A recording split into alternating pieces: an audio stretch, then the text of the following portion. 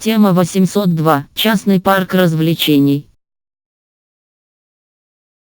Недавно я узнала про одну английскую семью, которая устроила на своей ферме настоящий парк развлечений и назвала его Mountain View Ranch. Его сайт Mountain Ranch Co. UK. Занимает этот парк 100 акров земли, 404 тысячи квадратных метров. Более просто эту площадь можно представить как огромный квадрат со сторонами 636 метров. На этой площади дикой земли чего только нет. Там есть песок и скамейки под зонтиками от солнца. Есть дикие заросли кустарника, между которыми можно гулять по лесной тропе, а также на специальном треке можно прокатиться на сегвеях. Хотя кататься на сегвеях можно везде в этом парке. Здесь есть развлечения для любого возраста, тем более для детей, ведь сюда приезжают семьями. Можно покататься на простеньких лошадках, а можно полазить на веревочных сооружениях. Есть здесь и просто горка. Обязательно место для разведения костра и стрельбы из лука. Есть контактный зоопарк, в котором кроме свинок и кроликов можно увидеть кур, козлят и лошадей. Для детей проложены сказочные тропы с волшебным деревом, сказочными персонажами и живыми сказочными героями. Еще больше фотографий, как и информации о предлагаемых развлечениях в этом парке вы найдете на странице на Фейсбуке. Facebook.com Central Adventure.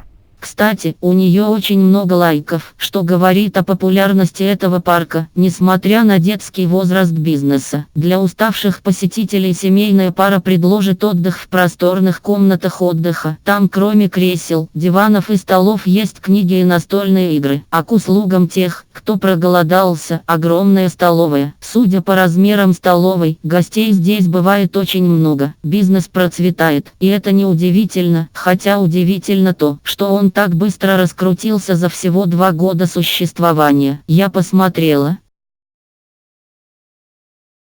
расценки частного парка развлечений, они более чем скромные, всего по 3-4 фунта с человека, за пребывание в парке целый рабочий день, с 9 утра до 5 вечера. Правда, за отдельные аттракционы нужно платить. Например, стоимость прохождения веревочного аттракциона 13 фунтов за 2 человек. Катание на сегвее стоит 25 фунтов за 50 минут. Парк принимает также групповые и корпоративные заявки, а также разрешает праздновать на своей территории дни рождения за отдельную плату. В ближайшем году семья предпринимателей предполагает построить еще домик на дереве, несколько вигвамов и добавить несколько приключенческих троп. Если так посмотреть на этот бизнес со стороны, то он не предполагает большого количества финансовых вложений, кроме платы за землю, конечно. Но земля за городом не должна быть особо дорогой, особенно в самом начале развития. Навести песка, построить простенькие аттракционы и деревянные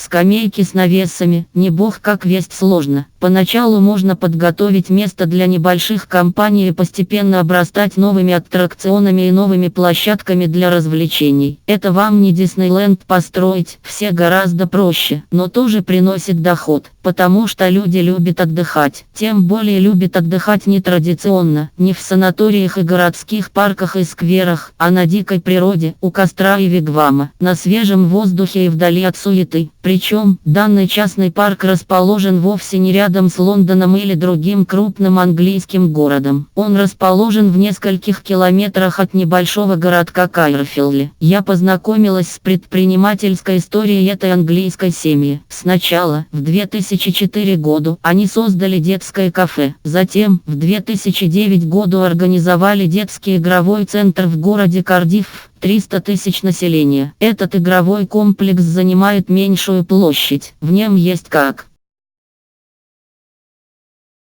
открытые, так и закрытые места для игр. Поэтому он работает в любую погоду, в любое время года. В нем примерно такой же принцип взимания оплаты за вход. Стоит удовольствие от 6 до 7 фунтов с ребенка, в зависимости от дня недели. И находиться в нем также можно целый день, с 10 утра до 6 вечера. И вот, наверное, когда предпринимательская чета поняла, что бизнес идет неплохо, и почувствовала силы в создании еще более масштабного аналогичного бизнеса, она и решилась открыть подобный Огромный же семейный парк развлечений на большей площади. Ей, правда, пришлось позаимствовать деньги у инвесторов. Но так как она уже доказала свою предпринимательскую состоятельность, инвесторы дали деньги без скрипа. Поэтому, если вы не уверены в будущем успехе вашего предприятия, не беритесь сразу за большие масштабы. Создайте что-то менее объемное и менее затратное. Попробуйте свои силы в выбранной сфере бизнеса с минимальными вложениями. Я еще думаю, успех бизнеса зависит не только от